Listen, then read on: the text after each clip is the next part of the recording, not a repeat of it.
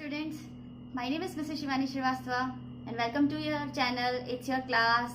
So students, आज हम very first chapter ले रहे हैं and that is introduction to accounting. ठीक है, ये स्टूडेंट्स पूरा का पूरा थ्योरी चैप्टर है. इसके अंदर से 7 मार्क्स के क्वेश्चंस आपके आते हैं एग्जाम्स में. ठीक है, 1 marks, 2 marks, 3 marks and 5 marks के क्वेश्चंस इसके आते हैं एग्जामिनेशंस में. इसके अंदर बहुत सारे टॉपिक्स हैं, डिफरेंट टॉपिक्स हैं. मैं हर टॉपिक के लिए आपके लिए अलग वीडियो बनाऊंगी. हर एक टॉपिक के लिए डिटेल में स्टडी करेंगे. पहले मैं आपको ओरली कुछ समझाऊंगी, जैसे ओरल मैं अभी आपको बोल रही हूँ. उसके बाद मैं आपको रिटन में भी समझाऊंगी कि उसको कैसे लिखना है, कैसे पुट डाउन करना है, ताकि आप ज्यादा से ज्यादा मार्क्स गेन कर सकें. सो आज हम उठा रहे हैं सबसे सबसे very first topic and that is what is book keeping. इसके अंदर बहुत सारे टॉपिक्स हैं. What is accountancy? What is the difference between accountancy? Is accountancy is a science and art? These kind of questions have to become in your examinations. So आज हम सबसे very first question कर लेते हैं. What do you understand by book keeping? Book keeping क्या होती है students? ठीक है, अभी पहले हम थोड़ा ओरली समझ लेते हैं, उसके बाद थोड़ा रिटन भी समझेंगे. So बुक कीपिंग होती है हमारी, जैसे नाम से ही पता चल रहा है, बुक कीपिंग यानी कोई बुक है उसको कीप करना. कीप मीन्स टू से मेंटेन करके चलना. उसको कैसे मेंटेन होगी?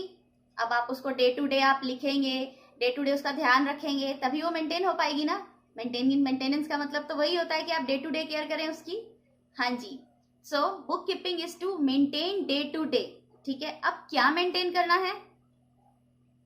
This is a important one. क्या मेंटेन करना है? आपको अपनी बुक्स ऑफ अकाउंट्स मेंटेन कर रही है. ठीक है, चैप्टर का नाम क्या है? Introduction of accounting.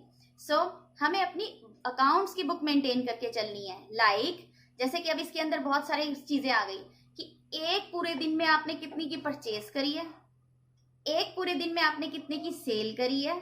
ठीक है, एक पूरे दिन में आपने कितना सामान उधार पे बेचा है, एक पूरे दिन में आपने कितना सामान उधार पे खरीदा है फॉर योर बिजनेस, कि आप अपने बिजनेस को और एनहांस कर सको और इम्प्रूव कर सको. सो ये सारी चीजें डे टू डे यानी हर दिन का आप मेंटेन. आपने कोई चीज खरीदी, मेंटेन. आपने कोई चीज बेच दी, मेंटेन. रिटन डाउन करना, लिखते जाना उस चीज को डे टू डे. ठीक है, book keeping is in accounting term. ठीक है, अकाउंटिंग टर्म्स में जो चीजें आपकी मॉनिटरी एस्पेक्ट यानी मनी से रिलेटेड आपके बिजनेस में हो रही हैं, बिक रही हैं, परचेज हो रही हैं, वो सारी चीजें आप अपनी बुक्स ऑफ अकाउंट्स में मेंटेन करो, लिखो. इसी को कहा जाता है बुक कीपिंग. ठीक है, डे टू डे लिखना हर एक छोटी से छोटी चीज को. ठीक है, लाइक अगर आपने जो भी आपके उसमें कैपिटल है या आपने जो भी पैसा आपके अकाउंट इसमें आ रहा है बिजनेस में, उसमें से अगर आपने एक छोटी से भी छोटी चीज आपने कर ली, लाइक आपने गोलगप्पे खा लिए, ठीक है, तो वो चीज भी आप मेंटेन करना, क्योंकि पैसे से रिलेटेड हर चीज मेंटेन करना बुक्स ऑफ अकाउंट्स में, that is to be called a book keeping. ठीक है, मैंने बहुत छोटे से और बहुत ही लिमिटेड वर्ड्स में समझाया है, कोशिश की है समझाने की ताकि इजीली समझ में आ जाए. अब हम इसको देखते हैं कि इसको लिखना कैसे है, रिटन डाउन कैसे करना है for your examinations. So students, ये रहा आपका very first chapter and that is introduction to accounting. Students, ये CBSE की बुक है. ये मेरे पास थी बुक, इसलिए मैंने इसमें से आपके लिए क्लिप निकाल लिया है. आगे के भी वीडियोस में मैं ऐसे क्लिप्स आपको देती रहूँगी. सो ये CBSE की बुक है जिसमें से मैंने फर्स्ट चैप्टर ले लिया, इंट्रोडक्शन टू अकाउंटिंग. स्टूडेंट्स, ये पूरा थ्योरी चैप्टर है और ये आपका 7 मार्क्स का आता है. ठीक है, जितने भी इसमें क्वेश्चंस आते हैं, लाइक 1 मार्क्स के आ गए, 3 मार्क्स के आ गए, 5 मार्क्स के आ गए, ये आपके आउट ऑफ 100 इसमें से 7 मार्क्स की थ्योरी आपकी आती ही आती है. बहुत सिंपल थ्योरी होती है, वो सारे मैं आगे वीडियोज़ में भी आपको शेयर करूँगी. So let's start. आज हमारा टॉपिक था कि हमने अभी पढ़ा था ओरल में व्हाट इज़ बुक कीपिंग. सो अब देख लेते हैं इसको लिखना कैसे है. हाँ जी, ये रहा question, what do you understand by book keeping. Book keeping क्या होता है?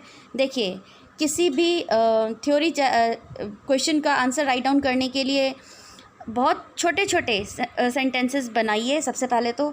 उसके बाद उनके छोटे छोटे पैराग्राफ्स बनाइए, 3-4 लाइन्स के पैराग्राफ बनाइए. उसके बाद एकदम से पैराग्राफ चेंज कीजिए.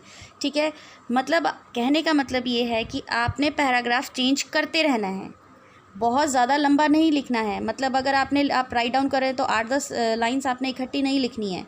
ये सबसे ईजीएस्ट और रीडेबिलिटी इसकी इंक्रीज़ हो जाती है फ्रॉम दिस वे कि आप छोटे छोटे पैराग्राफ्स बनाइए, राइट डाउन कीजिए और उनको फिर इजीली मैम समझ पाती हैं, पढ़ पाती हैं, जिसके बाद वो इजीली आपको मार्क्स दे देंगी. ये रहा very first chapter, very first question. ये मेरी नोट्स बुक है जिसमें से मैं अपने स्टूडेंट्स को कराती हूँ। सो मैंने आज आपके लिए भी खोल दिया है ये नोट्स का बुक। सो देख लेते हैं कि अब इसको लिखना कैसे है। सो book keeping is the very first step of financial accounting. जो बुक कीपिंग है वो बहुत ही सबसे पहला स्टेप है, जैसा कि मैंने अभी आपको बताया।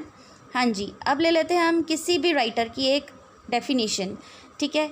जैसे कि मैंने यहाँ पे नॉर्थकॉट की ली है, आप किसी की भी ले सकते हैं क्योंकि ये बहुत इजी थी, बच्चे बहुत इजीली लर्न कर लेते हैं, वर्ड्स बहुत इजी हैं, अंडरस्टैंडेबल है, तो मैंने सबसे पहले यही ले ली, ठीक है। आपको जो मन हो, जो भी राइटर की डेफिनेशन आपको इजीली लर्न हो सकती है वो आप कोई भी ले सकते हैं, डिपेंड आपके ऊपर करता है। लर्न आपने करना है, राइट डाउन आपने करना है, मैं तो सिर्फ हेल्प करने की कोशिश कर रही हूँ, ठीक है।